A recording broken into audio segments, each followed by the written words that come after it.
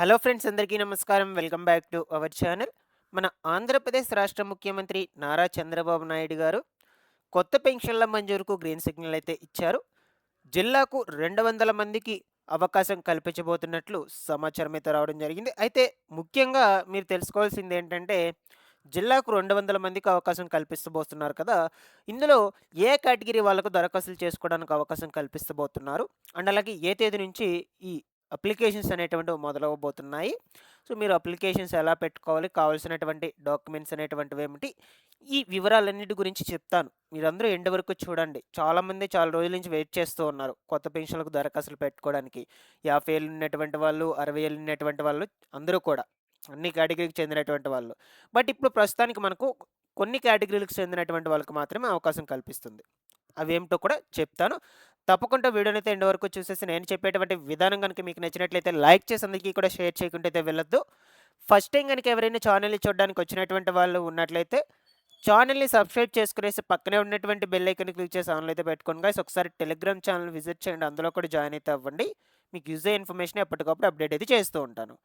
Late చేయకుండా టాపిక్‌లోకి గనుక వచ్చేసినట్లయితే, తాజాగా మన రాష్ట్ర ముఖ్యమంత్రి నారా చంద్రబాబు నాయుడు గారు మనకు రాష్ట్రంలో కొన్ని కేటగిరీలకు చెందినటువంటి వాళ్ళకు కొత్త పెన్షన్ల మంజూరుకు గ్రీన్ సిగ్నల్ అయితే ఇచ్చారనమాట. దానికి సంబంధించిన పూర్తి ఇన్ఫర్మేషన్ మీకోసం ఈ విధంగా గ్యాదర్ చేసి తీసుకొచ్చాను. ఓకేనా? అయితే ఈ పెన్షన్ల మంజూరుకు సంబంధించి ఈ ఇన్ఛార్జీలుగా మనకు మంత్రులు, కలెక్టర్లు ఎంపిక చేసేందుకు అనుమతి అయితే ఇచ్చారనమాట. 2, 3 రోజుల్లో ఈ ఉత్తర్వులు అనేటువంటి ప్రొసీడింగ్స్ అనేటువంటివి ఇస్తామని చెప్తూ ఉన్నారు. ఓకేనా? సో, ఇక ప్రాధాన్యత అనేది ఎవరికి ఇచ్చారు ఈ పెన్షన్లకు దరఖాస్తులు పెట్టుకోవడానికి అంటే, దీర్ఘకాలిక వ్యాధిగ్రస్తులు ఎవరైతే ఉన్నారో వాళ్ళు, అండ్ అలాగే క్యాన్సర్ రోగులు ఎవరైతే ఉన్నారో వాళ్ళు, వికలాంగులు ఎవరైతే ఉన్నారో ఓకేనా? వీళ్ళ ముగ్గురికి ఈ 3 కేటగిరీకి చెందినటువంటి వాళ్ళకు మాత్రమే ప్రస్తుతానికి ప్రాధాన్యత అయితే ఇస్తూ ఉన్నారు. వీళ్ళు దరఖాస్తులైతే పెట్టుకోవచ్చనమాట. అయితే వీళ్ళు దరఖాస్తులు ఎక్కడికి వెళ్లి పెట్టుకోవాలి?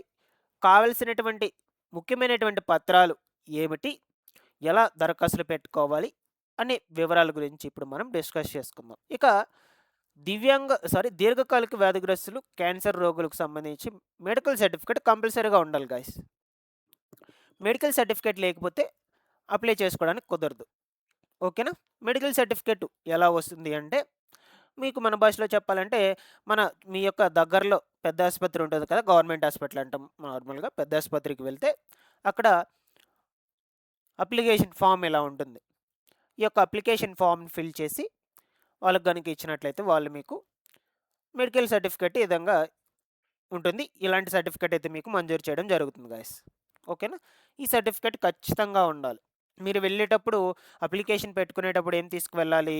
ఈ మెడికల్ సర్టిఫికేట్ కోసం మీ మెడికల్ రిపోర్ట్స్ ఏవైతే ఉంటాయో, ఇదివరకు చూపించుకున్నటువంటి హాస్పిటల్ రిపోర్ట్స్ అవి తీసుకువెళ్ళండి. అవి తీసుకువెళ్తే వాళ్ళు దాన్ని బట్టి దాంట్లో మెన్షన్ చేసి అయితే ఇవ్వటం జరుగుతుంది. ఆ మెడికల్ సర్టిఫికేట్ ఉండాలి. అండ్ అలాగే దీంతో పాటుగా కొన్ని డాక్యుమెంట్స్ కూడా ఉన్నాయి. అవి కూడా చెప్తాను లాస్ట్‌లో కొంచెం.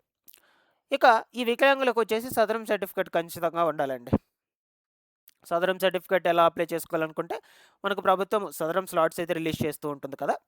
ఆ సదరం స్లాట్స్ రిలీజ్ చేసినప్పుడు మీరు గనక స్లాట్ బుక్ చేసుకున్నట్లయితే, సో, ఇక సదరం సర్టిఫికేట్స్ స్లాట్స్ రిలీజ్ చేసినప్పుడు గ్రామ వార్డ్ సచివాలయంకి వెళ్లి, అక్కడ మీరు దరఖాస్తులైతే పెట్టుకోవచ్చు గైస్.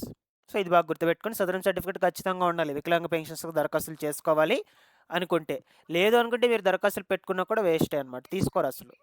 ఇక మీరు సచివాలయంకి వెళ్ళి వీటికి దరఖాస్తులైతే పెట్టుకోవాలనమాట. సో, ఇక దరఖాస్తులు పెట్టుకోవాలంటే ముందు మనకు ప్రొసీడింగ్స్ ఇవ్వాలి. అప్లికేషన్ డేట్స్ అనేటువంటివి కూడా అనౌన్స్ చేయాలి. బట్ ఇంకా మనకు అనౌన్స్ చేయలేదు. ప్రొసీడింగ్స్ కూడా మనకి ఇంకా ఇవ్వలేదనమాట ప్రస్తుతానికైతే. ఓకేనా? సో, నాకు తెలిసి జనవరి నెలలో ప్రొసీడింగ్స్ ఇచ్చినప్పటికీ, జనవరి నెల మొత్తం కూడా అప్లికేషన్ ప్రాసెస్, వెరిఫికేషన్ ఇవన్నీ కూడా జరుగుతాయి. సో, దాని తర్వాత ఫిబ్రవరి నెల నుంచైనా లేదంటే మార్చి నెల నుంచైనా మీకు డబ్బులనేది ఇచ్చేందుకు ఛాన్స్ అయితే ఉండొచ్చు. పెన్షన్‌ల పంపిణీ జరుగుతుందండి.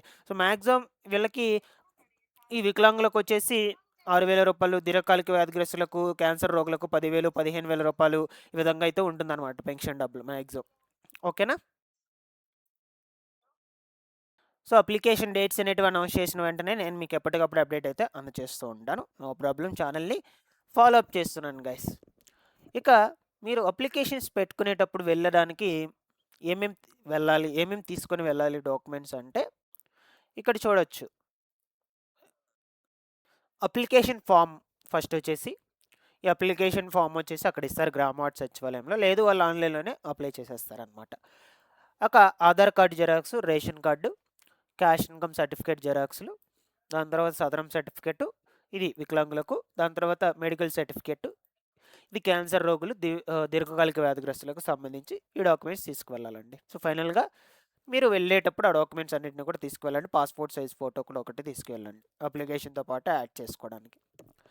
ఇక ప్రస్తుతానికైతే మనకు అప్లికేషన్ స్టార్ట్ కాలేదు, బట్ ముందు జాగ్రత్తగా మీకు చెప్తూ ఉన్నాను. కేవలము ఈ కేటగిరీకి చెందినటువంటి వాళ్ళకు మాత్రమే అవకాశం అయితే కల్పిస్తున్నారు ముందుగా. ఇక రిమైనింగ్ కేటగిరీ వాళ్ళ పరిస్థితి ఏంటి అంటే వాళ్ళకు కూడా అవకాశం అయితే కల్పిస్తారు. విడో పెన్షన్స్, వృద్ధాప్య పెన్షన్స్, ట్రాన్స్జెండర్ పెన్షన్స్, డబ్బు కళాకారులు, మనకు చాలా రకాల పెన్షన్స్ అయితే ఉన్నాయి. 50 ఏళ్ళ కొత్త పెన్షన్స్, 60 ఏళ్ళు ఉన్నటువంటి వాళ్ళకు అందరికీ కూడా అవకాశం అయితే కల్పిస్తారండి. నో ప్రాబ్లం, మీరు ఎవరు కూడా టెన్షన్ పడాల్సిన అవసరం లేదు. బట్ కొంచెం టైం అయితే పడుతుంది. పెన్షన్లకు సంబంధించి ఎటువంటి ఇన్ఫర్మేషన్ వచ్చినా సరే నేను మీకు ఎప్పటికప్పుడు అందజేస్తూ ఉంటాను. Thanks for watching this one.